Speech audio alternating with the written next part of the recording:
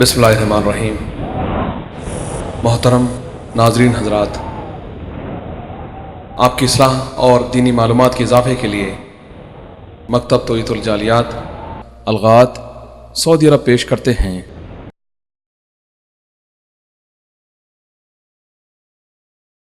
اعوذ باللہ من الشیطان الرجیم۔ وَإِذَا جَاءَهُمْ أَمْرٌ مِّنَ الْأَمْنِ أَوِ الْخَوْفِ أَذَاعُوا بِهِ وَلَوْ رَدُّوهُ إِلَى الرَّسُولِ وَإِلَى أُولِي الْأَمْرِ مِنْهُمْ لَعَلِمَهُ الَّذِينَ يَسْتَنبِطُونَهُ مِنْهُمْ وَلَوْلَا فَضْلُ اللَّهِ عَلَيْكُمْ وَرَحْمَتُهُ لَاتَّبَعْتُمُ الشَّيْطَانَ إِلَّا قَلِيلًا۔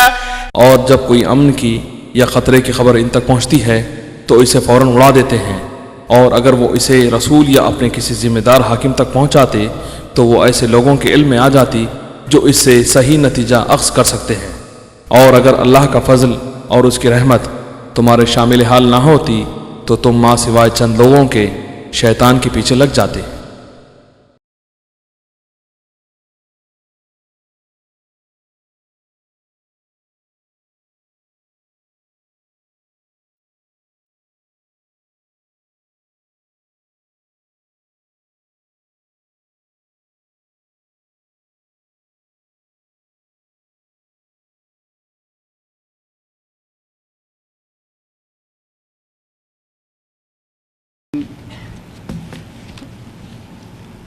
الرحمن الرحیم مالک یوم الدین، ونشهد ان لا الہ الا اللہ ونشهد ان سیدنا ومولانا محمدا عبده ورسوله ارسلہ الى الناس کافۃ بشیرا ونذیرا، اما بعد فإن خیر الحدیث کتاب اللہ وخير الهدي هدي محمد صلى الله عليه وسلم، وشر الأمور محدثاتها وكل محدثة بدعة وكل بدعة ضلالة وكل ضلالة في النار۔ أعوذ بالله السميع العليم من الشيطان الرجيم، بسم الله الرحمن الرحيم۔ وَإِذَا جَاءَهُمْ أَمْرٌ مِّنَ الْأَمْنِ أَوِ الْخَوْفِ أَذَاعُوا بِهِ وَلَوْ رَدُّوهُ إِلَى الرَّسُولِ وَإِلَى أُولِي الْأَمْرِ مِنْهُمْ لَعَلِمَهُ الَّذِينَ يَسْتَنبِطُونَهُ مِنْهُمْ۔ سُبْحَانَكَ لَا عِلْمَ لَنَا إِلَّا مَا عَلَّمْتَنَا إِنَّكَ أَنْتَ الْعَلِيمُ الْحَكِيمُ۔ رَبِّ اشْرَحْ لِي صَدْرِي وَيَسِّرْ لِي أَمْرِي واحلل عقدة من لساني يفقهوا قولي واحلل عقدة من لساني يفقهوا قولي۔ عزیز ساتھیوں اور دینی بھائیوں، مظفر نگر کا جو حادثہ اس وقت اخبارات، ریڈیو اور ٹیلی ویژن کا بڑا اہم مسئلہ بنا ہوا ہے، اس سے متعلق آج تقریباً 15-20 دن سے دسیوں نہیں بلکہ 50 سوالات جانے پہچانے لوگوں اور اپنے انجان بھائیوں سعودیہ کے اندر اور سعودیہ کے باہر سے جو مکالمات موصول ہوئے ہیں، اس سے یہ اندازہ ہوتا ہے کہ لوگوں نے اسے کتنی اہمیت دی ہے اور اس سے کیا تأثر لیا ہے۔ حق تو یہ ہے کہ میں اسے کوئی عجیب واقعہ نہیں سمجھتا، اور نہ میں یہ سمجھتا رہا کہ اس واقعے کو بھی کسی ایک مکمل درس کا عنوان رکھا جائے. کیوں کہ ایک ایسی چیز ہے کہ جہاں دین کی کمی، اسلامی تعلیمات سے دوری پائی جائے گی، ایسی چیزوں کا واقع ہونا ایک فطری امر ہے. تو یہ کوئی تعجب کی بات نہیں ہے. تعجب ان لوگوں کے لیے ضرور ہے جو خود تو برائیوں اور گندگیوں میں ڈوبے رہتے ہیں، خود تو ان کے کپڑے میں کوئی بھی جگہ گندگی سے خالی نہیں ہوتی، البتہ دوسرے کے سفید کپڑے کے اوپر کوئی ایک دھبا بھی دیکھ لیتے ہیں تو چیخنا شروع کر دیتے ہیں. یہ وہ لوگ جنہیں اپنی آنکھ کے اندر پڑا ہوا شہدی تو نہیں دکھائی دیتا، البتہ دوسرے کی آنکھوں میں جو تنکا ہے وہ اسے دیکھ لیتے ہیں. یہ وہ لوگ جو اپنے جو کچھ بھی چاہیں کر جائیں، بڑے سے بڑی سی بڑی غلطی اور بڑا سا بڑا گناہ کر جائیں، ان کے کانوں پر جو نہیں رینگتے، البتہ کوئی دوسرا آدمی ایک معمولی سی بھی کوئی غلطی کر جائے تو اسے اچھالنا اور اسے پھیلانا شروع کرتے ہیں. تو میں یہ نہیں سمجھتا تھا اور نہ کبھی سوچا تھا، آج سے 5 دن پہلے 4 دن پہلے سوچا بھی کبھی نہیں تھا کہ اس موضوع کو بھی کوئی درس کا موضوع بنایا جائے. اس لیے کہ ایک چیز ہے آئی اور گئی. اس قسم کی چیزوں کو چھیڑنا، اچھالنا، بھڑکانا، کمزور ایمان لوگوں کو دعوت دینی ہے کہ ہاں بھائی تم بھی اس بارے میں سوچو. اس لیے کہ انسان فطری طور پر اس سلسلے میں بڑا کمزور واقع ہوا ہے، بڑا ہی کمزور واقع ہوا ہے. تو میں نہیں سمجھتا تھا کہ ہاں اس قسم کے موضوع کو بھی کوئی درس کا موضوع بنایا جا سکتا ہے. لیکن سوال کی اس قدر کثرت ہوئی اور جہاں کہیں بھی گیا وہاں جو آدمی پہلا سوال کرتا ہے وہ اسی سے متعلق ہوتا ہے. بلکہ آج بھی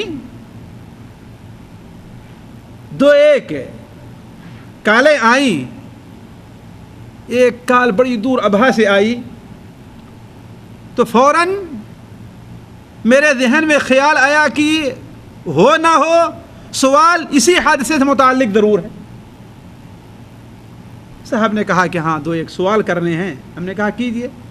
ایک سوال کیا جو اس موضوع سے متعلق نہیں تھا، 2 کیا جو موضوع سے متعلق نہیں تھا، 3 سوال انہوں نے کہا تھا جو اس موضوع سے متعلق نہیں تھا. ہم نے کہا چلو الحمدللہ ایک تو ایسا شخص ہے جس نے ٹیلی فون کیا جو اس موضوع سے متعلق سوال نہیں کر رہا ہے. تو رہتے رہتے کہتے ہیں مولانا ذرا ایک سوال اور رہ گیا ہے آخری. ہم نے کہا وہ کیا ہے؟ وہ یہی موضوع اٹھا کر کے چھیڑ دیا. یہی موضوع اٹھا کر کے رکھ دیا. تو عرض کرنے کا مقصد کہ اس سلسلے میں جتنی بھی کالیں آئی ہیں خاص طور پر اس علاقے اور اس ایریے سے باہر کی، خواہ شرقیہ سے ہوں، غربیہ سے ہو، جنوب سے ہو، کہیں سے بھی ہو، ان سوالوں کے اندر یہ موضوع ضرور چھیڑا گیا ہے. اس لیے ہم نے ضرورت محسوس کیا کہ اس سلسلے میں کچھ باتیں رکھی جائیں آپ لوگوں کے سامنے. دیکھیے اللہ تبارک و تعالی نے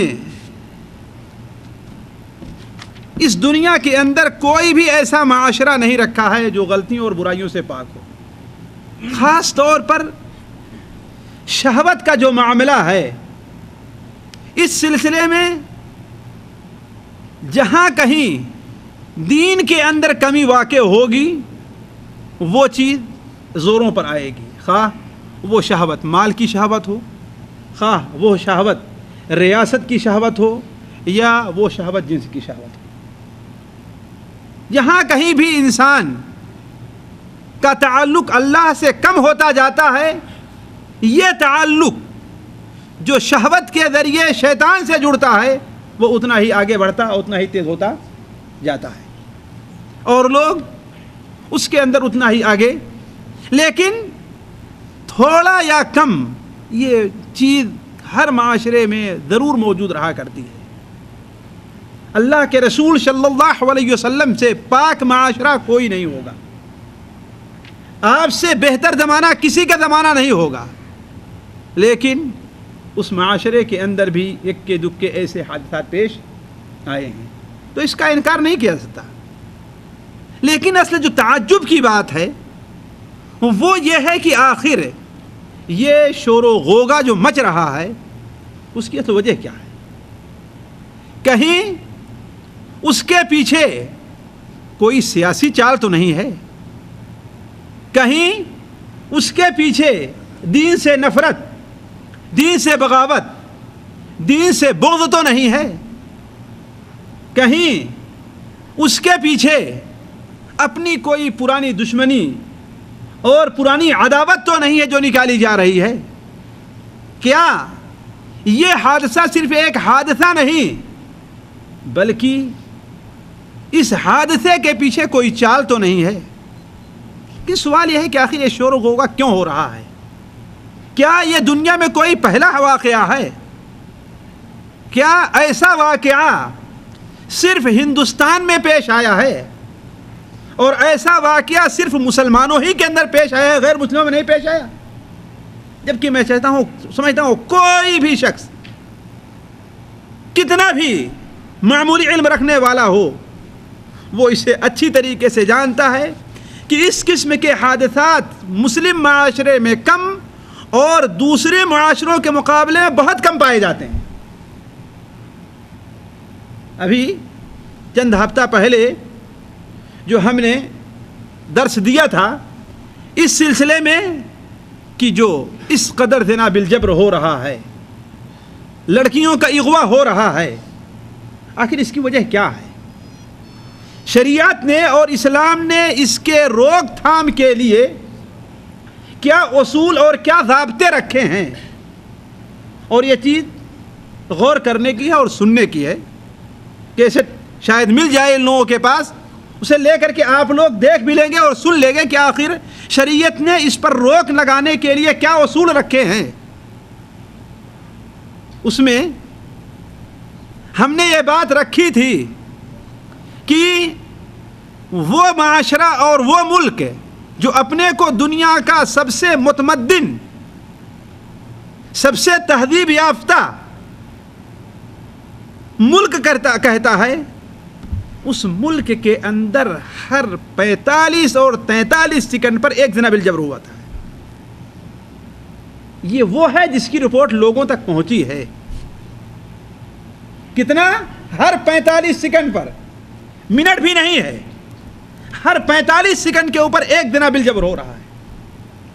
اور وہ بھی نہیں، صرف یہیں تک بات پوشیدہ رہی ہے، اس میں 20% سے زائد ایسے حادثات ہیں جو گھر کے قریبی یعنی باپ اور بھائی کے ذریعے صورتحال پیش آ رہی ہے۔ آخر وہ شور کیوں نہیں ہو رہا ہے؟ اس کے لیے کوئی جلوس کیوں نہیں نکالتا؟ اس کے خلاف آوازیں کیوں نہیں اٹھتی؟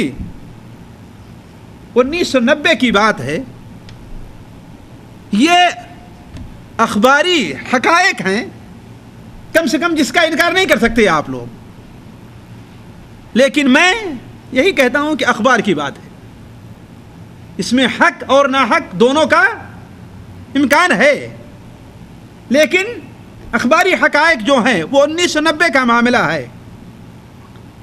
اسرائیل سے خبر آئی کہ ایک لڑکا جو 13-14 سال کا ہے وہ اپنے گھر سے بھاگ گیا ہے۔ پولیس میں رپورٹ درج کرائی گئی، لڑکا ڈھونڈا گیا، پولیس نے پکڑا اور گھر واپس بھیجنا چاہا تو گھر جانے کے لیے تیار نہیں۔ گھر واپس بھیجا جانے لگا تو واپس جانے کے لیے تیار نہیں ہے۔ کیوں؟ سبب کیا ہے؟ کہتا ہے کہ اس کی ماں اور اس کی پھوپھی اسے مجبور کرتی کہ ان کے ساتھ زنا کرے۔ وہ اس کی ماں اور اس کی پھوپھی دونوں محرم ہیں، ہے کہ نہیں؟ مجبور کرتی ہیں کہ وہ ان کے ساتھ زنا کرے. آخر اس کے خلاف شور کیوں نہیں ہوتا؟ جلوس کیوں نہیں نکالے جا رہے ہیں؟ وبیلا کیوں نہیں مچایا جا رہا ہے؟ آخر وجہ کیا؟ دور نہ جائیے 2003 لندن سے ایک پرچہ چھپتا ہے البیان عربی میں. اس نے سالانہ رپورٹ کے طور پر ارقام کے نام سے ایک کتاب شائع کی.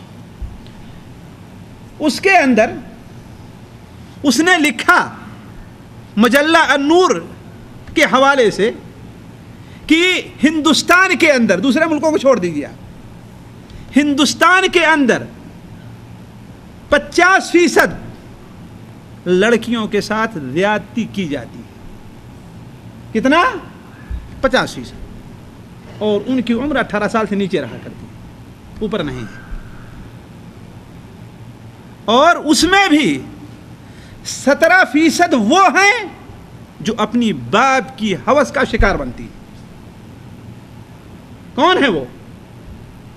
اور 71% ایسی ہیں جو گھر کے قریبی اور عزیزی رشتہ دار لوگ یہ سب کام کرتے ہیں. آخر کیا وہ سارے کے سارے مسلمان ہیں؟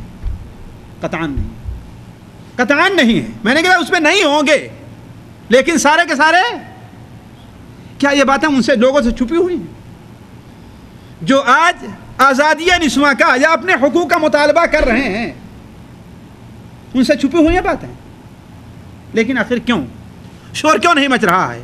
آج ایک معاملہ ایک مسلمان کے ساتھ پیش آ گیا تو اس کے لیے یکساں سول کوڈ کا مطالبہ ایک طرف ہو رہا ہے، دوسری طرف تمام مذہب کے اندر جو عورتوں کے خلاف یا ان کے اپنے مزعومہ خیالات کے مطابق ان کے اوپر ظلم سے متعلق جو مسائل ہیں ان کو ختم کر کے ان کی جگہ ان کے حقوق دلانے کا مطالبہ کیا جا رہا ہے.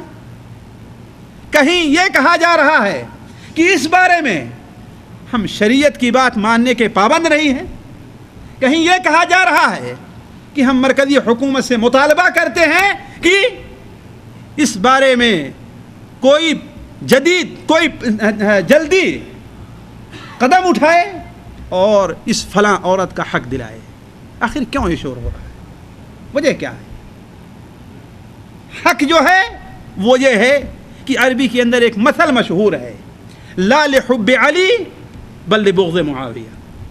ایک مثل ہے عربی کی، یعنی خوارج جو حضرت علی رضی اللہ عنہ کے ساتھ تھے وہ حضرت علی کی محبت میں ان کے ساتھ نہیں تھے، بلکہ حضرت معاویہ رضی اللہ عنہ کی دشمنی میں ان کے ساتھ ہو لیے تھے. یعنی یہ اس عورت اور اس لڑکی کی محبت میں نہیں کیا جا رہا ہے سارا کچھ، بلکہ اسلام اور مسلمانوں کی دشمنی میں سارا کام ہو رہا ہے. یہ ابھی ہم نے آپ کے سامنے جو نقشہ رکھا چند مثالیں دی ہیں، ورنہ میرے ذہن میں اور میرے پاس فائل میں اس قسم کی کتنی مثالیں لکھی ہوئی ہوں گی.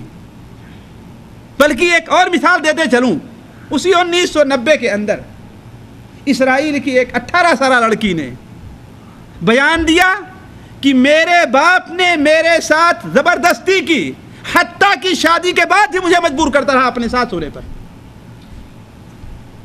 کیا یہ جو شور ہو رہا ہے آج، چاہے ریڈیو والے ہوں، چاہے ہیومن رائٹس والے ہوں، چاہے انسانی حقوق والے ہوں، چاہے جو کچھ بھی ہوں، ان کے سامنے یہ چیزیں نہیں ہیں. واللہ ہم سے بہت زیادہ ان کے سامنے یہ چیزیں موجود ہیں. لیکن آخر پھر شور کیوں نہیں ہوتا؟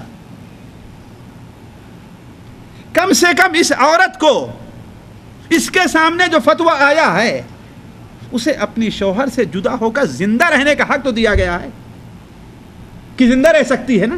نہیں، بات مان لیجئے، مان کر کے ہے کہ نہیں، اسے زندہ رہنے کا حق تو ہے نا. لیکن جو لوگ شور کر رہے ہیں ان کے مذہب میں اپنے شوہر سے بیوہ ہونے کے بعد تو عورت کو زندہ رہنے کا بھی حق حاصل نہیں ہے. عورت کو زندہ رہنے کا بھی حق حاصل نہیں ہے. لیکن اس کے خلاف ہی جلوس آپ لوگوں نے کبھی دیکھا؟ ستی کا معاملہ جو ہے، ستی کا معاملہ ہے کہ نہیں؟ لیکن آج 2 4 6 7 8 10 سالوں میں کبھی آپ نے، جبکہ ہندوستان میں قانونی طور پر جرم ہے یہ، لیکن کبھی آپ نے کوئی جلوس دیکھا؟ کسی کو شور کرتے ہوئے دیکھا آپ نے؟ چاہے سہارا ٹی وی والے ہوں اور وہ ہوں اور وہ ہوں، اس طریقے سے حرکت میں آتے ہوئے دیکھا آپ نے کسی کو؟ شاید نہیں دیکھا۔ 1 نہیں 2 نہیں 3 نہیں، ماضی قریب کے اندر چند گھنٹوں کے اندر ہزاروں مسلمانوں کو زندہ جلا دیا گیا۔ اس زندہ جلنے کے اندر وہ بچے بھی شامل ہیں جنہوں نے ابھی اپنی آنکھوں سے دنیا کی روشنی نہیں دیکھی تھی۔ ہے ہوا کہ نہیں ہوا؟ لیکن اس کے خلاف کتنے لوگ حرکت میں آئے ہیں اور کتنے لوگوں نے جلوس نکالا ہے؟ تو سوال یہ ہے کہ آخر یہ پروپیگنڈا ہے کیوں؟ وجہ اس کی کیا ہے؟ میں اس چیز کو طول نہیں دینا چاہتا، میں صرف آپ کے سامنے ایک اشارہ کرنا چاہتا ہوں کہ آخر یہ پروپیگنڈا کیوں، یہ شور شرابہ کیوں؟ کیا قرآن مجید میں اللہ تبارک و تعالی نے اسی ذہنیت کو، اسی خیال کو رسوا نہیں کیا؟ سورہ النساء کے اندر اللہ تعالیٰ ارشاد فرماتا ہے وَإِذَا جَاءَهُمْ أَمْرٌ مِّنَ الْأَمْنِ أَوِ الْخَوْفِ أَذَاعُوا بِهِ وَلَوْ رَدُّوهُ إِلَى الرَّسُولِ وَإِلَى أُولِي الْأَمْرِ مِنْهُمْ لَعَلِمَهُ الَّذِينَ يَسْتَنبِطُونَ۔ جب کوئی معاملہ امن کا آ گیا یا کوئی معاملہ فتنہ اور فساد لڑائی کا آ گیا تو اسے لے اڑتے ہیں، اس کے خلاف وویلا کرنا شروع کرتے ہیں، اس کے خلاف جلوس نکالنا شروع کرتے ہیں، اس کے خلاف اخبارات بھر دینا شروع کرتے ہیں، اس کے خلاف باقاعدہ میٹنگ بیٹھائی جاتی ہے۔ لیکن اگر اسی چیز کو جو تمہارے سمجھ میں نہیں آ رہی ہے وَلَا رَدُّوهُ إِلَى الرَّسُولِ وَإِلَى أُولِي الْأَمْرِ مِنْهُمْ، اگر اسی معاملہ کو رسول اور اہل علم کے سپرد کر دیا جاتا تو اس مسئلے کو سمجھا دیتے۔ تو معلوم یہ ہوا کہ جس کے دلوں میں مرض ہے، جس کے دلوں میں کھوٹ ہے، جن کے دلوں میں دشمنی ہے، جن کے دلوں میں بغض ہے، وہ اس قسم کے موقع کو کبھی بھی ہاتھ سے جانے نہیں دیتے ہیں۔ جب کوئی بات پیدا ہوئی جو ان کے مرضی کے موافق ہے، اس سے اسلام اور مسلمانوں کے اوپر حرف آ رہا ہے، اسے لے اڑتے۔ تو میں اس چیز کو طول نہیں دینا چاہتا، صرف اشارہ یہ کرنا چاہتا ہوں کہ آخر خود آپ سوچیں اور ان سے سوال کریں، بجائے اس کے کہ آپ بھی ان کی ہاں میں ہاں ملاتے رہیں۔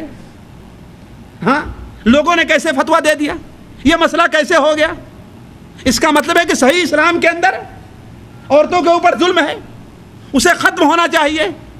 آج دیکھو دنیا میں عورتوں کس قدر آزادی حاصل ہے، یعنی اس قسم کی باتیں جو ہمارے ذہنوں کے اندر اٹھتی ہیں، ضروری یہ ہے کہ ہم ان کے اس شور شرابہ اور واہ ویلا اور شور و غوغا کے اندر نہ آئیں۔ ہم اصل سوچیں کہ اصل مسئلے کی نوعیت ہے کیا، اصل اسلامی نقطہ نظر اس سلسلے میں ہے کیا۔ اور یہ بات آپ اچھی طریقے سے جان لیں کہ اسلام نے جتنا انصاف پر مبنی حقوق عورتوں کو دیا ہے، دنیا کے کسی مذہب اور کسی فلسفے نے نہیں دیا ہے۔ یہ ایسی چیز ہے جس کا اعتراف آج اسلام کے دشمن بھی کرتے ہیں۔ جو حق عورت کو اور جس اونچے مقام پر عورت کو اسلام نے بیٹھایا ہے، کسی دوسرے قانون نے نہیں دیا ہے۔ اور آج اس مسئلے کا حل یہی اور صرف یہی ہے کہ اسلام نے عورتوں کے بارے میں جو اصول اور جو قانون اور جو ضابطے رکھے ہیں اس کو اپنا لیا جائے۔ مجھے یاد آ رہا ہے، اگر مجھ سے بھول نہیں ہو رہی تو آج سے صرف 9 اور 10 سال پہلے کی بات ہے، ہمارے جنوب مدراس یا حیدرآباد کے اندر کسی ہندو عورت لیڈر نے کھڑے ہو کر کے اعلان کیا تھا کہ عورتوں کے مسائل کا حل یہی ہے کہ ان کے بارے میں اسلامی جو قانون ہے اس کو نافذ کر دیا جائے، عورتوں کے مسائل کا حل ہو جائے گا۔ تو اسلام نے جو حقوق عورت کو دیا ہے، نہ تو کسی دوسرے مذہب نے دیا ہے اور نہ ہی کسی دوسرے قانون نے دیا ہے اور نہ ہی کسی دوسرے فلسفہ نے دیا ہے۔ بات لمبی ہو جائے گی یہ کسی اور مجلس کا حصہ ہے کہ اسلام نے عورت کو کس مقام پہ رکھا ہے. لیکن ایک مثال اور دو مثال سن لیجئے کہ دشمن اس کا اعتراف کس طریقے سے کرتا ہے. سعودیہ شرقیہ کے رہنے والے ایک ڈاکٹر عبداللہ خاطر تھے، اب اللہ کے پیارے ہو چکے ہیں رحمہ اللہ. وہ لندن میں رہا کرتے تھے. ان کی چھوٹے چھوٹے کتابچے اس سلسلے میں ہیں. ان کا ایک کتابچہ ہے مشاہداتی فی برطانیہ، یعنی برطانیہ میں ہم نے کیا دیکھا. وہ ڈاکٹر تھے اور اچھے ڈاکٹر تھے.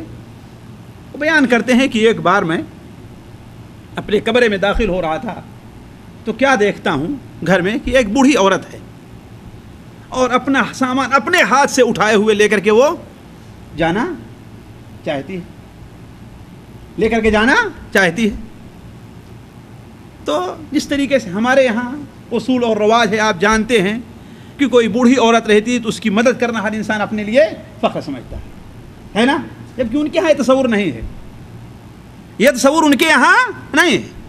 چنانچہ کہا کہ ہم نے وہ سامان اٹھایا اس کا اور لے جا کر کے اس کے گھر کے دروازے پر رکھ دیا. تو اس نے بڑا شکریہ ادا کیا اور بہت خوش ہوئی. کیا دیکھتا ہوں کہ چند دن کے بعد کیک کا یا مٹھائی کا ایک ڈش لیے ہوئے وہ ہمارے پاس حاضر ہو رہی گھر میں تحفہ کے طور پر. معلوم یہ ہوا کہ یہ اس کا پتہ نہیں برتھ ڈے ہے کہ میرے ڈے ہے کہ کیا ڈے ہے، یعنی کوئی دن ہے جس کی مناسبت سے وہ لے کر کے آ رہی ہے. آئی اور باہستہ آہستہ ہمارے گھر میں بات کرنے لگی. تو معلوم یہ سے بتایا کہ آخر تو باہر کیوں نہیں نکلتی، اس طریقے عام عورتیں نکلتی ہیں باہر. ہماری بیوی سے پوچھنے لگی آخر عورتوں کا کیا معاملہ ہے، یہ ہے وہ ہے.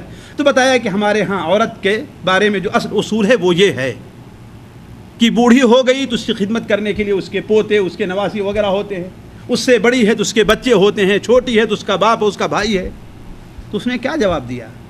کہا کاش کہ اگر میری عمر کے اندر یہ امکان ہوتا کہ میں پھر شادی کرنے کے لائق ہوں تو میں بھی جا کر کے مشرق میں میں بھی کسی مشرقی مرد سے شادی کی ہوتی ہوں.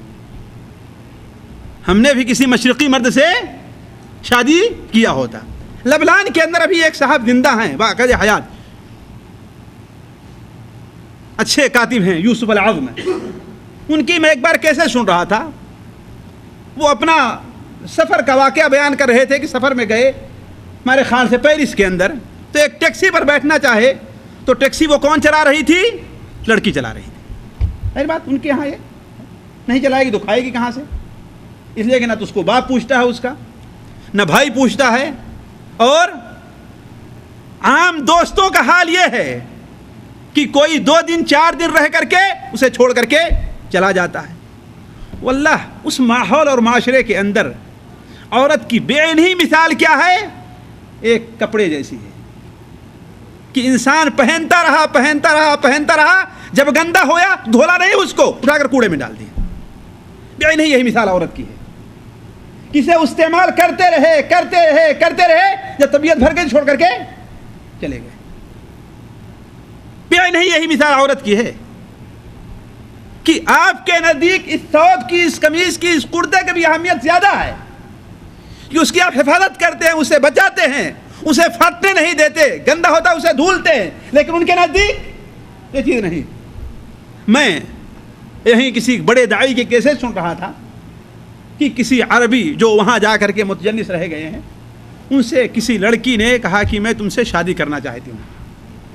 تو اس نے کہا کہ ٹھیک ہے، اس وقت 23 لڑکیاں میری لسٹ میں ہیں، تمہیں 24ویں نمبر پہ رہنا ہے تو تمہارا بھی نام لکھ لیتا ہوں، اور ہر ایک کو میں آزماؤں گا، جو میرے مناسب ہوگا اسے میں شادی کروں گا. بس یہ ہے وہ آزادی، اس کا مطالبہ آج عورتوں کے بارے میں ہو رہا ہے. یہ ہے عورت کے حق، جس کے بارے میں کوئی شور نہیں کرتا ہے کہ عورتوں کو وہاں پر حق ملنا چاہیے. کوئی شور نہیں کر رہا ہے. آج کی بات نہیں ہے، آج سے 10 سال پہلے کی بات ہے کہ برطانیہ میں ہر 10 بچے جو پیدا ہو رہے ہیں 4 بچے وہ ہیں جو بغیر باپ کے ہیں. ہر 10 بچوں کے اندر 4 بچے وہ ہیں جو بغیر. اور اس کو چھوڑ دیجئے کہ کتنی عورتوں نے اپنا حمل ساقط کرا لیا ہے، کتنا گرا لیا ہے، کتنا ہے یہ. اس کو معاملہ کو چھوڑ دیا۔ تو یوسف العزم میں بیان کیا کہ ہم نے اس لڑکی سے پوچھا کہ آخر تم اتنا مشکل کام ٹیکسی چلانے کا گرمی میں سردی میں اور وہاں کھڑی رہو اس جگہ کھڑی رہو، آخر مجھے ایسا مشکل کام تم نے کیوں اپنایا ہے؟ کہا کہ ہاں میں کھاؤں کہاں سے؟ یعنی اسے تعجب تھا کہ میرے اس کام پر انہیں اعتراض ہو رہا ہے۔ تو اس نے الٹ کر سوال کیا کہ آخر پھر تمہارے یہاں عورت کیا معاملہ ہے؟ کہا ہمارے یہاں عورت اگر بچی ہے تو باپ اس کا ذمہ دار ہے، بیوی بن گئی شوہر اس کا ذمہ دار ہے، ماں بن گئی بچے اس کے ذمہ دار ہیں۔ تو اس نے کیا لفظ استعمال کیا تھا کہ عورت تو تمہارے یہاں رانی ہے، انہا ملکہ، تمہارے یہاں کیا ہے وہ عورت؟ رانی ہے۔ تو میں عرض کر رہا تھا کہ اسلام نے جو مقام عورتوں کو دیا ہے کسی دوسرے مذہب نے، نہ فلسفے نے، نہ قانون نے قطعا نہیں دیا ہے۔ اور اگر کوئی انسان سمجھتا ہے کہ عورت کو یہ حق نہیں ملا ہے تو وہ جھوٹا ہے، لا علم ہے، نہ تجربے کار ہے، بلکہ اللہ تبارک و تعالیٰ کا تو فیصلہ ہے وَمَنْ أَحْسَنُ مِنَ اللَّهِ حُكْمًا لِقَوْمٍ يُوقِنُونَ۔ جو لوگ یقین رکھتے ایمان رکھتے ہیں ان کے نزدیک اللہ سے بہتر فیصلے کرنے والا اور کون ہو سکتا ہے؟ ہو سکتا ہے کوئی نہیں ہو سکتا۔ وَمَا اخْتَلَفْتُمْ فِيهِ مِنْ شَيْءٍ فَحُكْمُهُ إِلَى اللَّهِ۔ جس بارے بھی تمہارا اختلاف ہو جائے اس کا فیصلہ کس کے پاس ہے؟ اللہ تعالیٰ کے پاس۔ اور إِنَّ هَذَا الْقُرْآنَ يَهْدِي لِلَّتِي هِيَ أَقْوَمُ۔ یہ قرآن اس راستے کی طرف تمہاری رہنمائی کر رہا ہے جو سب سے بہتر، سب سے درست، سب سے سیدھا ہے۔ چاہے وہ عبادات کے معاملات میں ہو، اقتصاد کے معاملات میں ہو، معاشیات کے معاملات میں ہو، معاشرت کے معاملے میں ہو، کسی بھی معاملے کے اندر ہو، ان ھذا القرآن یہدی للتی ہی اقوم۔ اہل علم سے میں گزارش کروں گا کہ اس تفسیر کے اندر علامہ شنقیطی نے جو بحث کیے اسے اٹھا کر کے پڑھ لیں، حتیٰ کہ انہوں نے یہ ثابت کرنے کی کوشش کی ہے کہ اسلام کے اندر میاں بیوی کے تعلقات کا جو طریقہ ہے وہ بھی اقوم طریقہ اور بہتر طریقہ ہے۔ ان ھذا القرآن یہدی للتی ہی اقوم۔ یہ قرآن ایسے راستے کی طرف لوگوں کی رہنمائی کر رہا ہے جو سب سے سیدھا ہے۔ تو میں عرض کر رہا تھا کہ اس بات کو یہیں پر رہنے دیں کہ عورت کے حقوق اسلام نے کیا دیے ہیں، یہ کسی دوسری مجلس کا حصہ ہے، کبھی فرصت میں سن لینا بڑی ہے داستان میری، ایک لمبا موضوع ہے کہ اسلام نے کہاں کہاں کس کس جگہ عورت کو کی عزت کی ہے، اسے اونچے مقام پر لے جا کر کے بیٹھایا ہے۔ اصل چیز جو ہے وہ یہ ہے کہ میں آپ کے سامنے آج 3 بات رکھنا بہت ضروری سمجھتا ہوں۔ پہلی بات تو یہ ہے کہ زنا سے متعلق ہے، دوسری بات نفس مسئلہ سے متعلق ہے، اور تیسری بات یہ ہے کہ اصل خرابی کی وجہ کیا ہے۔ تیسری بات یہ ہے کہ اصل خرابی کی وجہ کیا ہے۔ دیکھیے اسلام نے زنا کو حرام، سخت حرام اور گناہ کبیرہ میں شمار کیا ہے۔ وَلَا تَقْرَبُوا الزِّنَا إِنَّهُ كَانَ فَاحِشَةً وَسَاءَ سَبِيلًا۔ زنا کے قریب نہ جاؤ، زنا کی بات نہیں کر رہا، قریب تک نہ جاؤ زنا کے، یعنی زنا تک پہنچانے کے جو راستے ہیں سارے کے سارے بند کر دو۔ اسی میں عورت کی بے پردگی بھی ہے، اسی میں عورت کے ساتھ اختلاط بھی ہے، اسی میں گندے رسالے پڑھنا بھی ہے، اسی میں ٹیلی ویژن اور دوسری جگہوں پر عورتوں کی گندی تصویریں دیکھنا بھی ہے، ہر چیز اس کے اندر داخل ہے۔ وَلَا تَقْرَبُوا الزِّنَا، زنا کے تم قریب ہی نہ جاؤ، کیوں؟ إِنَّهُ كَانَ فَاحِشَةً وَسَاءَ سَبِيلًا، اس لیے کہ زنا بے حیائی کی چیز ہے اور بہت برا راستہ ہے۔ تو اسلام نے زنا کو سخت حرام کیا ہے، بلکہ اسلام نے زنا کے اوپر سخت سے سخت سزا متعین کی ہے کہ اگر کوئی غیر شادی شدہ ہے تو اسے کیا اس کی سزا کیا ہے؟ 100 کوڑے لگنا ہے، اور وہ بھی کسی کمرے میں نہیں، عام مجمع کے اندر. وَلْيَشْهَدْ عَذَابَهُمَا طَائِفَةٌ مِّنَ الْمُؤْمِنِينَ، جہاں پر کوڑے لگائے جا رہے ہوں وہاں مسلمانوں کی ایک جماعت حاضر رہنا چاہیے. جس کا تو بڑا فائدہ ہے. ایک فائدہ تو یہ ہے کہ جس کے اوپر کوڑے لگ رہے ہیں اسے شرم آئے گی اتنے لوگوں کے بیچ مارا جا رہا ہوں. اور دوسرا فائدہ ہے جو لوگ دیکھ رہے ہیں کہ اگر ہم نے کیا تو ہمیں بھی یہی سزا ملنے والی. اور اگر شادی شدہ ہے تو اسے اس زمین کے اوپر چلنے پھرنے کا حق شریعت الاسلام نہیں دیتا ہے. اسے پتھروں سے مار مار کر کے ختم کر دیا جائے. تو زنا کو شریعت نے یہی نہیں کہ اسے شہ دیا بلکہ اسے بہت اور بہت بڑا گناہ قرار دیا ہے، جسے آپ لوگ اچھی طریقے سے جانتے ہیں کہ اس دنیا کے اندر جو سزا، بلکہ عالم برزخ میں بھی جہنم میں جانے سے پہلے زانی کو سخت سزا کا سامنا کرنا ہے. آپ لوگوں نے اللہ کے رسول صلی اللہ علیہ وسلم کی اس حدیث کو سنا ہوگا جو حضرت ابو امامہ رضی اللہ عنہ روایت کرتے ہیں، سنن نسائی میں، صحیح ابن خزیمہ اور دوسری کتب حدیث میں ہے کہ اللہ کے رسول صلی اللہ علیہ وسلم سو رہے تھے. دو فرشتے آئے، آپ کو بیدار کیے اور آپ کو ایک دشوار گزار پہاڑ کے اوپر لے جانے لگے. آپ نے فرمایا میں اس پر نہیں چڑھ سکتا. انہوں نے کیا کہا؟ ہم آپ کی مدد کریں گے. چنانچہ آپ اوپر گئے تو بڑا شور شرابہ ہو رہا تھا، چیخ پکار کی آواز آ رہی تھی. آپ نے پوچھا یہ کس کی آواز ہے؟ کہا یہ جہنمیوں کی آواز ہے. لمبی حدیث ہے. آپ ایک ایسی جگہ پہنچے جہاں سنڈاس جیسی بدبو آ رہی تھی، بڑے بری حالت میں، جسم پھولا ہوا تھا، لوگ وہاں پر موجود تھے. ہم نے پوچھا یہ کون سے لوگ ہیں؟ کہا یہ زانی مرد اور زانی عورتیں. یہ کہا گیا.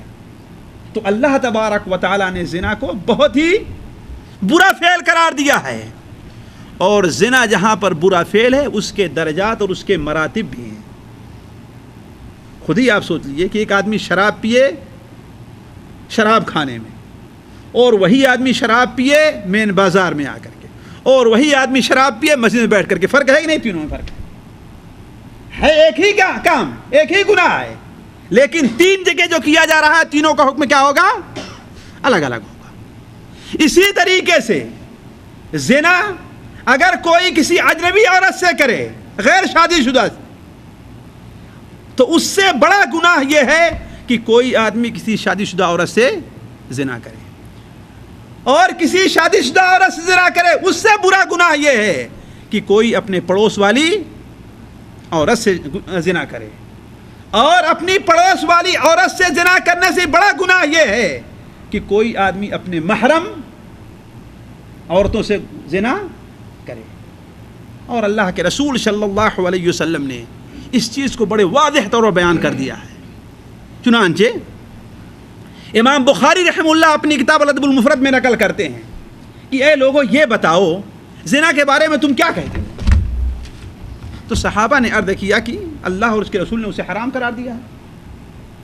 اللہ کے رسول صلی اللہ علیہ وسلم نے ارشاد فرمایا کہ اگر کوئی آدمی 10 عورتوں سے زنا کرتا ہے تو وہ اس سے ہلکا ہے کہ اپنی پڑوسی کی عورت سے زنا کرے. پڑوسی کی عورت سے زنا کرے، یعنی ایک زنا 10 زنا کے مقابلے میں بھی کیا ہے؟ یہ بھاری ہے. چہ جائے کہ کوئی اپنے محرم سے زنا کرے، بلکہ محرم سے جو زنا کرتا ہے اس کی سزا شریعت نے کیا رکھی ہے؟ کوئی اس کے بارے میں فیصلہ نہیں ہے، کوئی دیر اور تاخیر رو رعایت اس میں نہیں ہے، بلکہ بالکل پہلی فرصت میں اس کی گردن کو مار دینا ہے. پہلی فرصت میں اس کی گردن مار دینا ہے.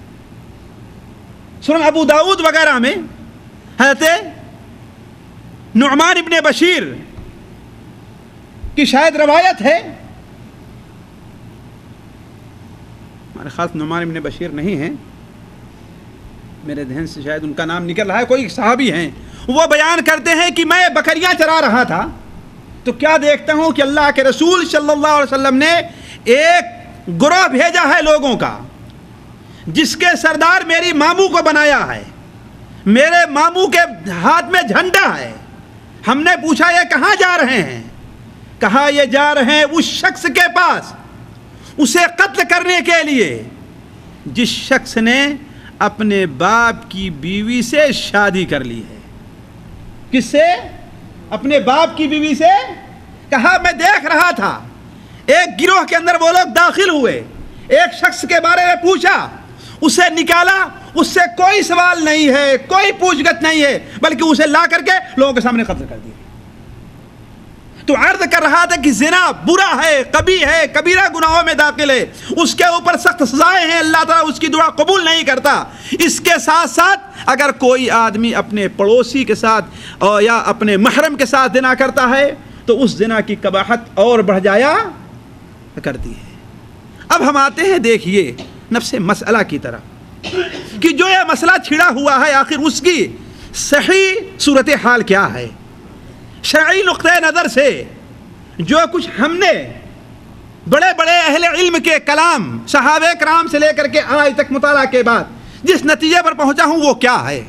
دیکھیے اس سلسلے میں بہت پہلے سے علماء کی دو رائے رہی ہے کہ آیا زنا سے حرمت ثابت ہوتی ہے کہ نہیں. یعنی اگر کوئی شخص اپنی خوش دامن سے زنا کر لے, خوش دامن سمجھتے ہیں نا جی ساتھ, جی ہاں, اپنی خوش دامن سے زنا کر لے تو اس کی بیوی اس کے عقد میں رہتی ہے یا نہیں. یہ ایک مسئلہ ہے. علماء کی ایک جماعت اس طرف گئی ہے کہ اس کی بیوی اس کے اوپر حرام ہو جاتی ہے, اور علماء کی دوسری جماعت جن کی تعداد زیادہ ہے جو جمہور ہیں وہ اس طرف گئے ہیں کہ حرام کام کسی حلال کام کو حرام نہیں کرتا. ایک حرام کام کسی حلال کام کو حرام نہیں کرتا ہے. یہ علماء کا دوسرا گروپ ہے. پہلا گروپ جو یہ کہتا ہے کہ اس سے حرمت ثابت ہو جائے گی, وہ دلیل دیتا ہے, میں دونوں کی دلیلیں آپ کے سامنے رکھوں گا. وہ یہ دلیل دیتا ہے کہ اللہ تبارک و تعالیٰ قرآن مجید میں ارشاد فرماتا ہے وَلَا تَنْكِحُوا مَا نَكَحَ آبَاؤُكُمْ إِلَّا مَا قَدْ سَلَفَ إِنَّهُ كَانَ فَاحِشَةً وَمَقْتًا وَسَاءَ سَبِيلًا. یہی ہے آیت نا, سورہ نساء کی ہے اور چوتھے پارہ کے بالکل آخری صفحے میں ہے ہمارے خیال سے. وَلَا تَنْكِحُوا مَا نَكَحَ آبَاؤُكُمْ, تمہارے باپ نے جن عورتوں سے نکاح کیا ہے ان سے تم نکاح نہ کرو. کیوں؟ اس لیے کہ یہ بے حیائی کی بات ہے, مقتن اللہ تعالیٰ کے غضب کی بات ہے, وساء سبیلا اور بہت ہی برا طریقہ ہے. ان علماء کا کہنا ہے کہ عربی زبان میں اصل میں نکاح کرنا کے معنی کیا آتا ہے؟ وطی کرنا, جمع کرنے کے آتا ہے. تو اب یہ وطی جس کی شریعت نے نفی کی ہے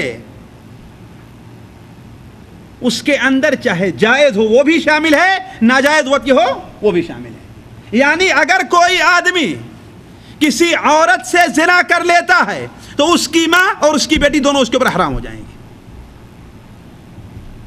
اس کی ماں اور اس کی بیٹی دونوں اس کے اوپر حرام ہو جائیں گے. کیوں؟ اس لیے کہ اپنی بیوی کی ماں سے نہ تو شادی کر سکتا ہے نہ اس کی بیٹی سے شادی کر سکتا ہے. ایک دلیل ہے. دوسری دلیل مصنف ابن ابی شیبہ کے اندر ہے کہ اللہ کے رسول صلی اللہ علیہ وسلم نے ارشاد فرمایا جو شخص کسی عورت کے شرمگاہ کی طرف دیکھ لیتا ہے شہوت سے تو اس کی ماں اور اس کی بیٹی دونوں اس کے اوپر حرام ہو جایا کرتی ہے. یہ دو دلیلیں ہیں ان کی, کن کی؟ جو عام دلیل ہیں. جو لوگ کہتے ہیں کہ اس سے حرمت ثابت ہو جاتی ہے, جس کے مطابق فتویٰ دیا گیا ہے کہ وہ عورت جس کا نام کیا بتایا جاتا ہے؟ عمرانہ, کہ وہ عورت اپنے شوہر کے اوپر حرام ہو گئی. دوسرے علماء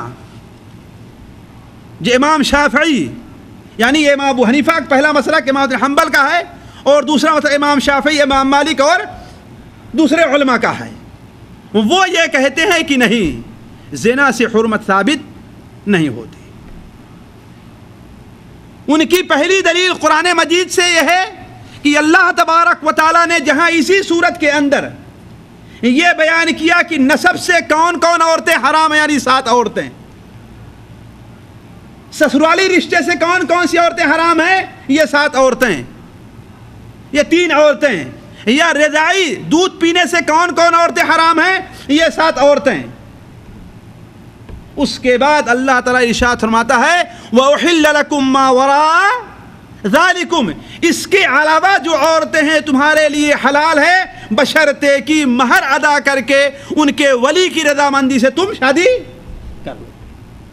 اور اللہ تعالیٰ نے اس کے اندر زنا کا ذکر نہیں کیا ہے، تو اس کا مطلب وہ چیز کیا ہوگی؟ حلال ہوگی۔ دوسری دلیل جو انہوں نے دی ہے وہ یہ ہے کہ امام دارقطنی رحمہ اللہ نے اپنی کتاب سنن کے اندر حضرت عائشہ رضی اللہ تعالیٰ سے نقل کرتے ہیں کہ اللہ کے رسول سے سوال کیا گیا کہ ایک مرد کسی عورت کے پیچھے حرام کاری سے چلتا ہے، اس حرام کاری کرتا ہے، تو کیا اس کی بیٹی سے نکاح کر سکتا ہے؟ تو آپ نے کیا بیان فرمایا کہ کر سکتا ہے، اس لیے کہ حرام کام کسی حلال چیز کو حرام نہیں کرتا۔ اور حضرت عبداللہ ابن عباس رضی اللہ عنہ کی روایت میں ہے کہ حضرت عبداللہ ابن عمر کی سنن ابن ماجہ کے اندر کہ حرام چیز جو ہے حلال کو حرام نہیں کرتی۔ حضرت عائشہ کا ایک قول ہے کہ الحرام لا یفسد الحلال، حرام کام جو ہے وہ حلال کو فاسد نہیں کرتا۔ یہ چند دلیلیں ان لوگوں کی ہیں۔ اب سوال یہ ہے کہ ہم یہ دیکھیں کہ اس سلسلے میں راجح قول کیا ہے، کون سا وہ قول ہے جو ہمارے لیے ہے کہ ہم اس کو قبول کریں۔ دیکھیے، پہلی چیز یہ ہے کہ راجح قول اس سلسلے میں یہی ہے کہ زنا سے یقیناً حرمت ثابت نہیں ہوتی۔ کیوں؟ اس لیے جس کی متعدد وجہ ہیں۔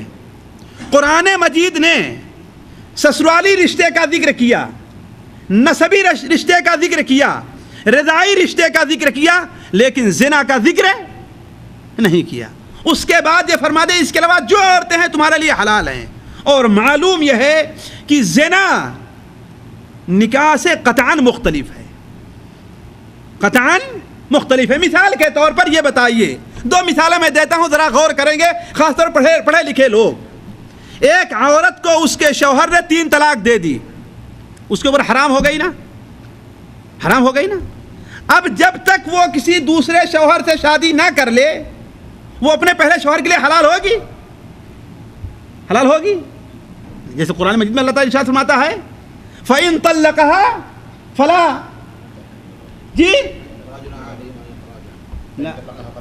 فَلَا تَحِلُّ لَهُ حَتَّى تَنكِحَ زَوْجًا غَيْرَهُ، تو یہ اپنے پہلے شوہر کے لیے حلال نہیں ہوگی یہاں تک کہ کسی دوسرے شوہر سے وہ شادی کر لے۔ تو یہ بتائیے، اب اگر کوئی عورت زنا کر لے تو پہلے شوہر کے لیے حلال ہو جائے گی؟ سوچنے کی بات ہے۔ کوئی کہتا ہے اس کو؟ کوئی عالم نہیں کہتا، کوئی مذہب نہیں کہتا ہے۔ کیا شرط لگاتے ہیں کہ نہیں، شادی ہونی چاہیے، برضا و رغبت شادی ہونی چاہیے۔ حتیٰ کہ بہت سے علماء، حتیٰ کہ جس میں صحابہ کرام حضرت عمر، حضرت عثمان بھی داخل ہیں، کہ اگر کوئی آدمی اس نیت سے شادی کرتا ہے کہ میں اس کو اس کے شوہر کے لیے حلال کر دوں تو وہ بھی حلال نہیں ہوگی۔ تو اگر زنا سے حرمت ثابت ہو جاتی ہے کہ نہیں ہے، زنا سے حلت ہوتی تو وہ عورت بھی زنا کر لیتی اور اپنے شوہر کے لیے کوئی اس کو نہیں کہتا ہے۔ اسی طریقے سے اسلام کے اندر کئی شادی کی اجازت دی گئی ہے؟ جی 4 شادی کی ہے کہ نہیں؟ یعنی ایک مرد وقت ضرورت 4 شادی کر سکتا ہے نا؟ اب اگر کسی مرد کے تعلق 4 عورتوں سے ناجائز ہوں تو ہم کیا اسے کہیں کہ وہ شادی نہیں کر سکتا ہے؟ 5ویں عورت اگر شادی کرنا چاہے تو شادی کرنا جائز ہوگا نہیں جائز ہوگا اس کے لیے؟ اگر زنا کا وہی حکم ہے جو نکاح کا ہے تو اس کے لیے آپ کہیے کہ شادی کرنے کی اجازت نہیں ہونی چاہیے۔ کیوں؟ اس لیے کہ اس نے 4 عورتوں سے غلط تعلقات رکھے ہوئے ہیں، یا کسی کے پاس جائز طور پر 4 لونڈیاں ہیں، ہے کہ نہیں؟ اب وہ شادی کرنا چاہے شادی کرتے 5ویں عورت سے نہیں کر سکتا ہے، کر سکتا ہے. تو معلوم یہ ہوا کہ نکاح کا معاملہ الگ ہے اور زنا کا معاملہ الگ ہے. اس کی بہت سی مثالیں قرآن و حدیث کے اندر ہیں. اسی لیے امام شافعی رحمہ اللہ کا مناظرہ ہوا امام محمد بن حسن شیبانی رحمہ اللہ سے. امام شافعی امام ابو حنیفہ کے شاگرد سے.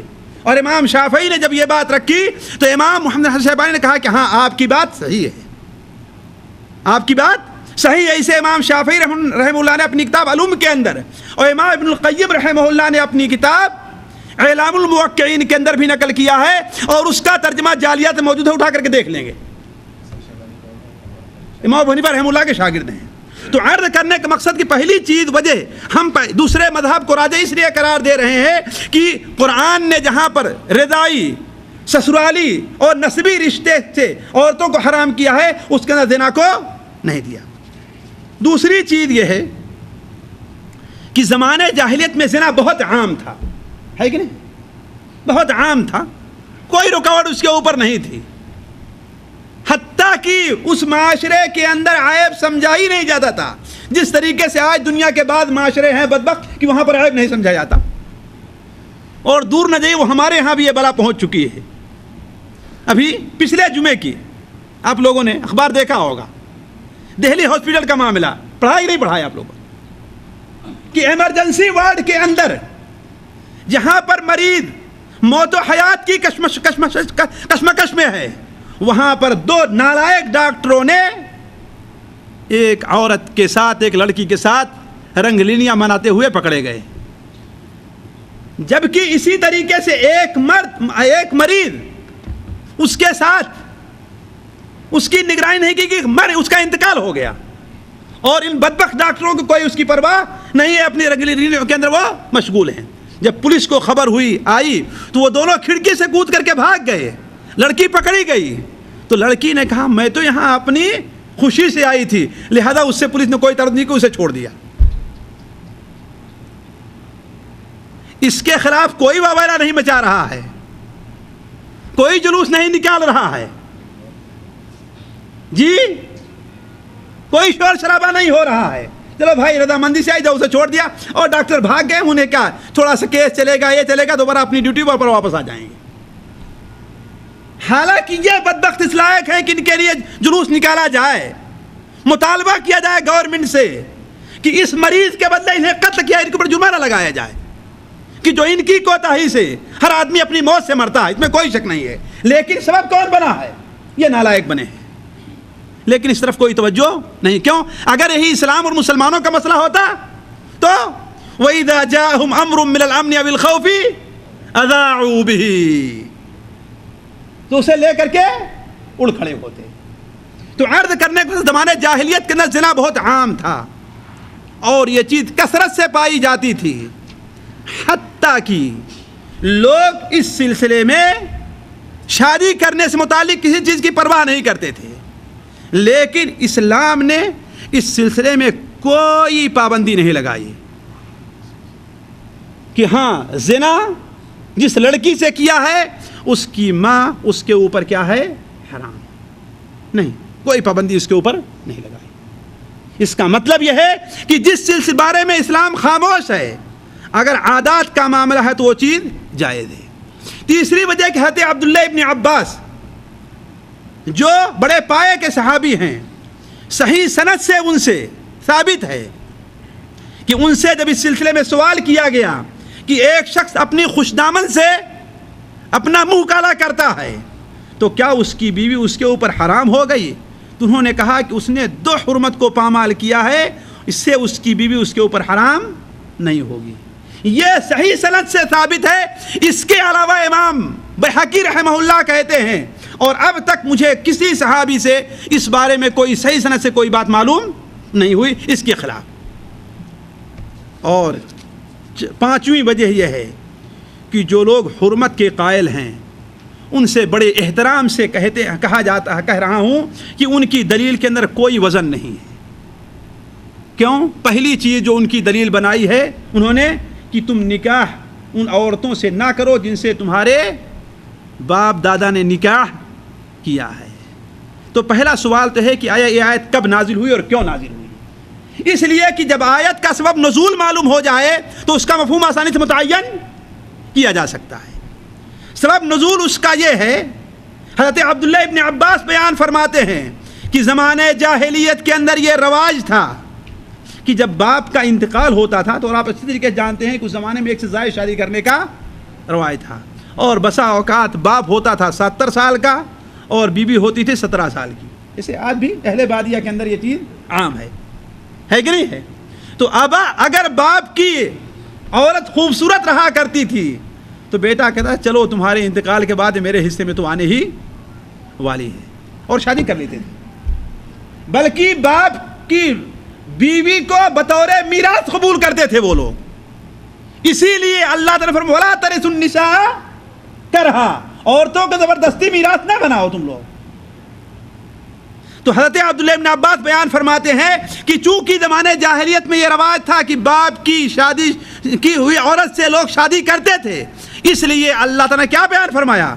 وَلَا تَنْكِحُوا مَا نَكَحَ آبَاؤُكُمْ، تمہارے باپ نے جن عورتوں سے نکاح کیا ہے ان سے نکاح نہ کرو۔ دوسری چیز یہ ہے کہ قرآن میں جہاں کہیں بھی لفظ نکاح آیا ہے وہاں کہیں بھی زنا کے لیے مستعمل نہیں ہوا۔ پورا قرآن اٹھا لے جائیے، آپ پورا قرآن دیکھ لے جائیے، جہاں بھی استعمال ہوا ہے وہ عقد نکاح کے لیے استعمال ہوا، زنا کے لیے کہیں استعمال نہیں ہوا۔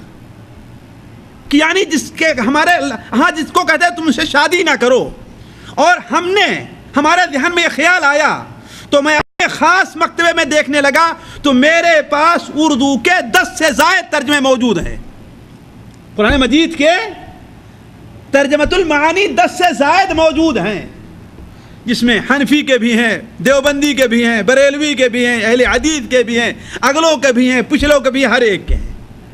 جتنا ترجمہ ہم نے اٹھا کر کے دیکھا ہر ایک نے ہی ترجمہ کیا ہے کہ جن عورتوں سے تمہارے باپ نے نکاح کیا ہے یا اپنے باپ کی منکوحہ سے تم شادی اور نکاح نہ کرو۔ تو مجھے بتائیں نکاح کس کو کہا جاتا ہے؟ زنا کو نکاح کہا جاتا ہے؟ عربی زبان کے اندر کہیں بھی، حتیٰ کہ تونس کے ایک مفسر نے لکھا ہے کہ عربی زبان کے اندر بھی کہیں بھی زنا کے لیے نکاح کا لفظ استعمال نہیں ہوا، کہیں بھی نہیں ہوا ہے۔ نکاح اسی لیے استعمال ہوا ہے جسے ہم لوگ عقد نکاح کہتے ہیں۔ اور تیسری بات، چوتھی بات یہ ہے کہ جس آیت سے استدلال کیا جا رہا ہے، جس حدیث سے استدلال کیا جا رہا ہے وہ حدیث سخت ضعیف ہے۔ اس حدیث کو حجاج ابن ارطاط نے حضرت ام ہانی سے روایت کی ہے، اور ان کی ملاقات ام ہانی سے نہیں ہے کہ نہیں؟ اور کبھی وہ روایت کو نقل کرتا ابن ہانی سے، اور ابن ہانی یہ کون سے صحابی ہیں اسی لیے اس کا کچھ پتہ نہیں، اس لیے تمام علماء نے، حنفی ہیں تو مالکی ہیں تو شافعی ہیں تو حنبلی ہیں تو اگلے ہیں تو پچھلے ہیں، تو تمام لوگ کہتے ہیں کہ حدیث کیا ہے؟ ضعیف ہے، کوئی اس حدیث کو صحیح نہیں مانتا۔ اور تیسری چیز مجھے ایک بہترین سی بات سمجھ میں آئی اور نقطہ میرے ذہن میں آیا کہ امام مالک رحمہ اللہ کہاں رہتے تھے؟ مدینہ منورہ میں۔ ان کی پیدائش کب ہے؟ کب ہے شیخ ان کی پیدائش امام مالک؟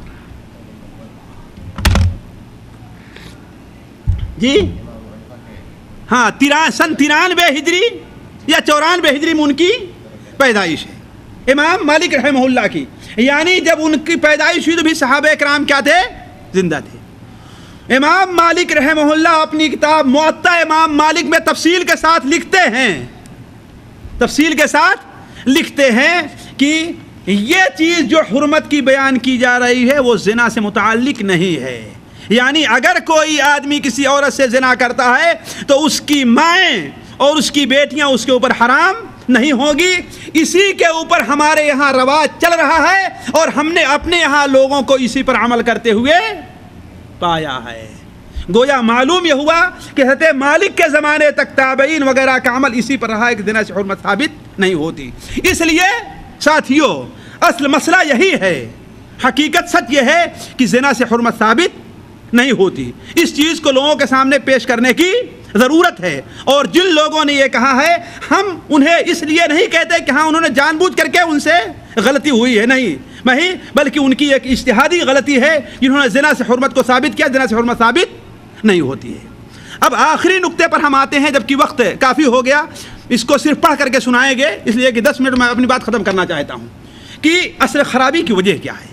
دیکھیے، اصل عقل مندی یہ ہے کہ سب سے کامل اور بڑا ڈاکٹر وہ مانا جاتا ہے کہ اگر سخت بخار کسی کو آ گیا، صرف پیناڈول دے کر کے اس کے بخار کو ختم نہ کر دے، بلکہ یہ سوچے کہ آخر بخار کی اصل وجہ ہے کیا، یہ بخار آیا کیوں، وہ کامیاب ڈاکٹر ہے کہ نہیں ہے۔ آپ کے پیٹ میں درد ہوا تو یہ نہیں کہ درد کی گولی دے دے آپ کو، یہ تو آپ سے پیچھے چھڑانا چاہتا ہے، بلکہ اصل حکیم اور ڈاکٹر یہ ہے کہ دیکھیے آخر اس درد کی وجہ کیا، کیوں بڑھا ہے۔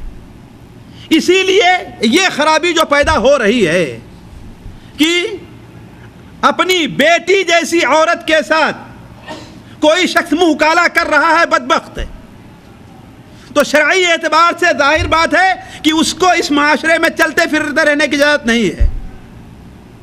مسلمان معاشرے کو اس لیے سخت موقف لینا چاہیے، ایسے لوگوں کے بارے میں جرمانہ لگا کر کے ہو، ان کے اوپر پابندی لگا کر کے ہو، انہیں اپنے شہروں سے بھگا دینے پر ہو، کسی بھی طریقے سے ہو، یا اپنی کمیٹی بنا کر کے ان کو جیل میں ڈال دینے پر، کوئی بھی صورتحال ہونی چاہیے، لیکن چاہیے یہ کہ ایسے لوگوں کے بارے میں سخت موقف اختیار کیا جائے، ایسے لوگوں کو ان کے اس برے کام کی سزا ضرور ملنی چاہیے اگر شرعی قانون وہاں پر نافذ نہیں ہے تو۔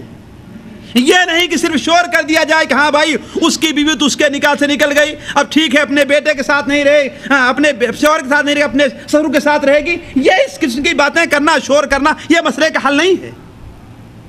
اس لیے کہ یہ چیز جہاں آج اس کے ساتھ پیش آئی ہے، کل تمہارے ساتھ بھی پیش آ سکتی ہے، اور اس بات کو اچھی طریقے سے جان لیں، اگر آدمی اسے برا نہیں سمجھتا، اس کا مذاق اڑاتا ہے اور اپنے بھائی کے اوپر ہنستا ہے، تو بہت ممکن ہے کہ کل اللہ تبارک و تعالیٰ تمہیں بھی اسی مرض کے اندر مبتلا کر دے۔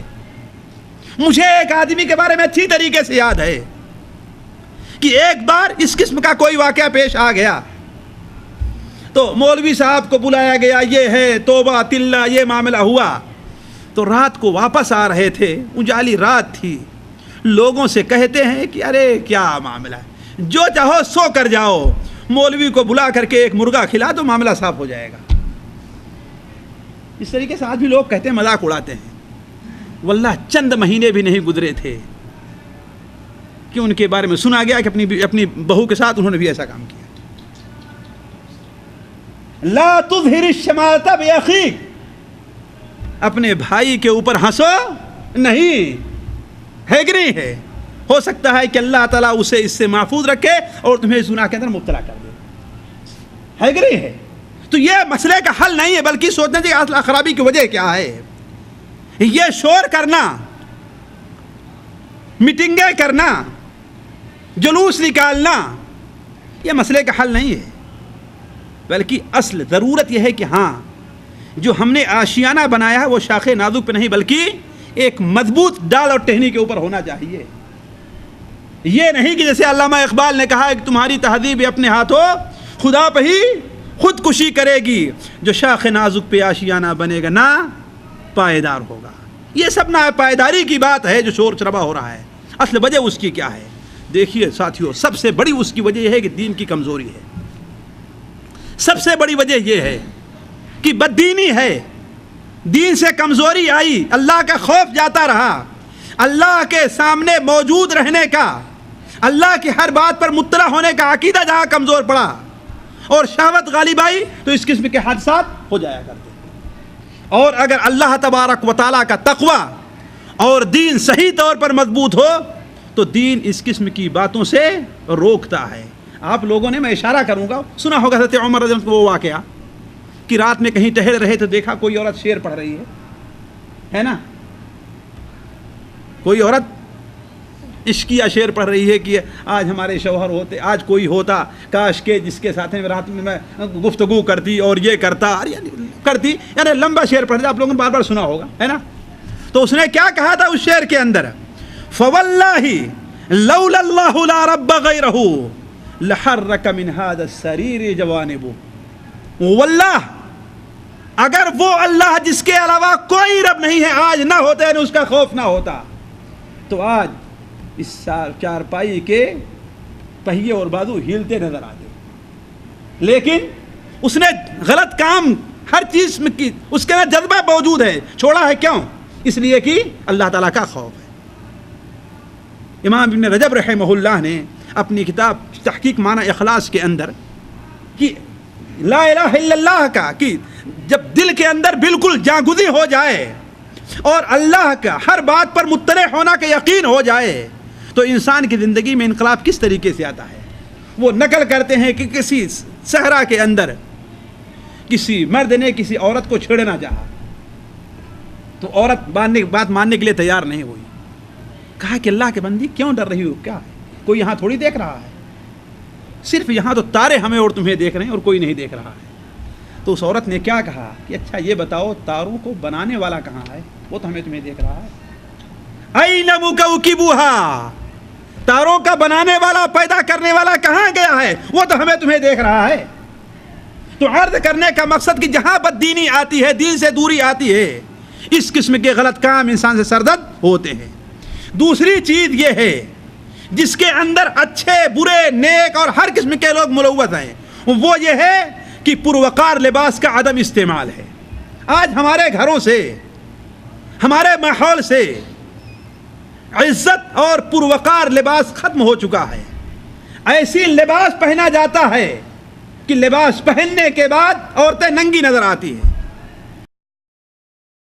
یعنی خود آپ دیکھ لیجئے، اگر ساڑی اور بلاؤز کا معاملہ ہے تو بلاؤز کتنا بڑا رہا کرتا ہے کہ صرف آگے کے دونوں سینوں کو چھپائے ہوئے اور باقی پورا جسم ننگا ہے، سر بھی ننگا ہے، گردن بھی ننگی ہے، اور وہ بھی بلاؤز اتنا چست رہا کرتا ہے کہ شاید اگر وہ بلاؤز جسم کے اوپر نہ ہو تو اس کا سینہ اتنا دعوت نظرہ مردوں کو نہ دے جتنا اب دے رہا ہے۔ اور اگر شلوار قمیض پہنی جا رہی ہے تو واللہ اپنی آنکھوں سے دیکھی ہوئی بات ہے کہ سامنے گریبان اتنا کھلا رہتا ہے کہ سینے کا آدھا حصہ دکھائی دیتا رہتا ہے۔ ظاہر بات یہ چیزیں مردوں کے جذبات کو ابھارتی نہیں ہیں۔ کوئی ہجڑا ہوگا یا اللہ کا ولی ہوگا کہ اس کے جذبات نہ ابھرتے ہوں گے یہ چیزیں دیکھ کر کے۔ اور جو کوئی بدبخت کہتا ہے کہ ہمیں کچھ نہیں ہوتا، واللہ وہ جھوٹا ہے، مکار ہے، دجل کر رہا ہے، وہ کوئی ایسا آدمی نہیں۔ تو ہمارے ماحول کے اندر یہ جو ایسے لباس عام ہوتے جا رہے ہیں جس سے عورت کے جسم کا حسن اور بڑھتا جا رہا ہے، عورت کا جسم اور دعوت نظرہ دیتا جا رہا ہے، یہ ان خرابیوں کے سب سے بڑی وجہ ہے۔ اسلام نے اپنے محرم کے سامنے اپنے ہاتھوں کو، کلائی کو، پٹلی اور پاؤں کو اور چہرے کو، بسا اوقات سر کو کھولنے کی اجازت دی ہے، سینے کو، ران کو، پیٹ کو یہ کھولنے کی اجازت شریعت نے نہیں دی ہے۔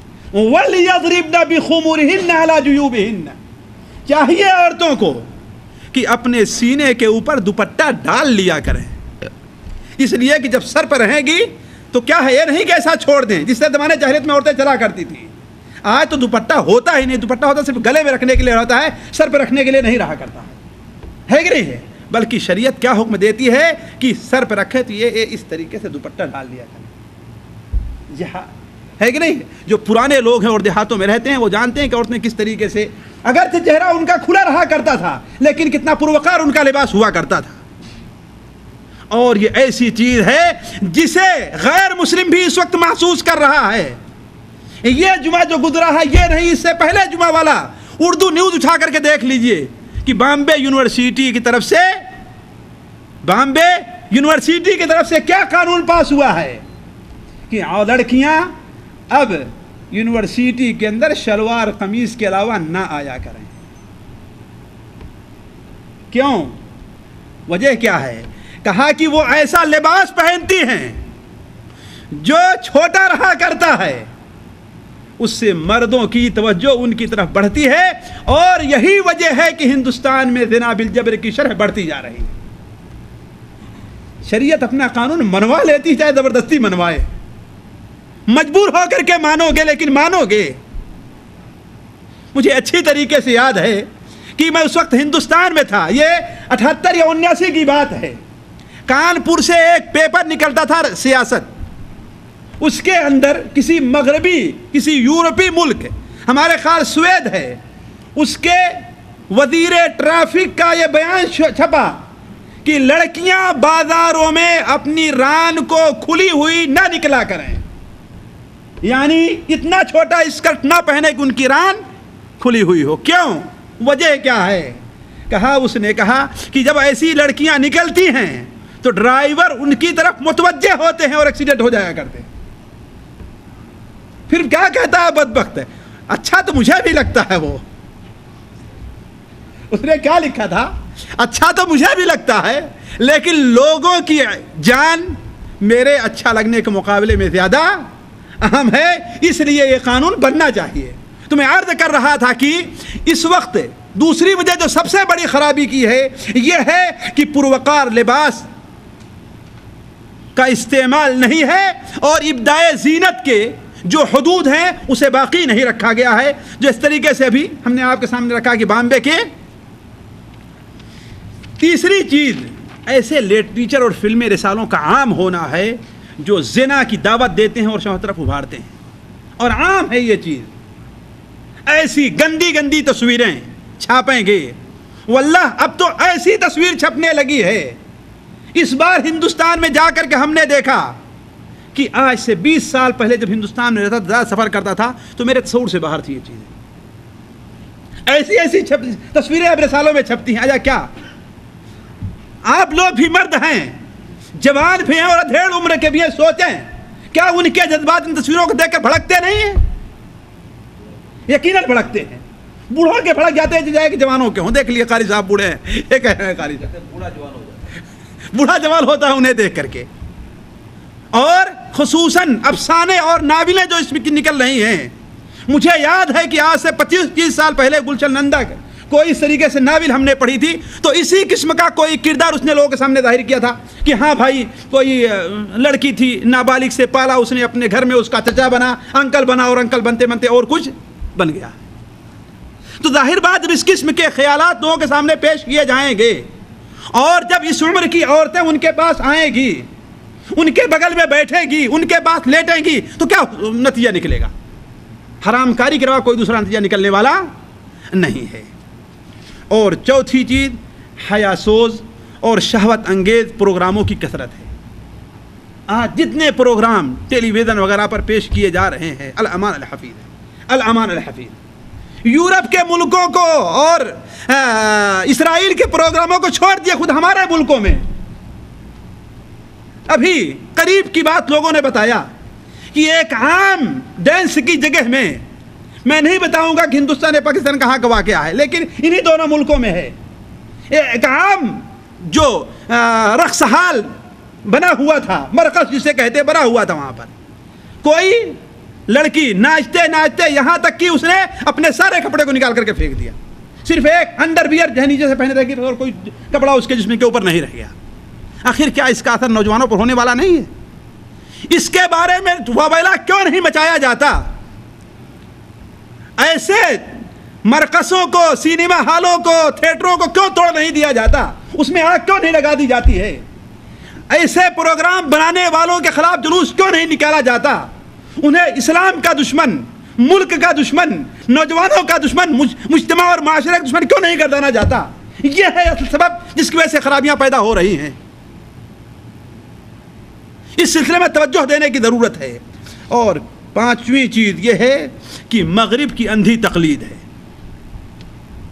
جو کچھ یورپ آج انٹرنیٹ کے ذریعے، ڈش کے ذریعے جو کچھ یورپ کے اندر ہم دیکھتے ہیں، اسے ہم اپنانے کی کوشش کرتے ہیں، نتیجہ نکلتا ہے کہ معاملہ وہاں تک پہنچتا ہے جہاں تک وہ پہنچے ہوئے ہیں، جہاں تک وہ پہنچے ہوئے ہیں۔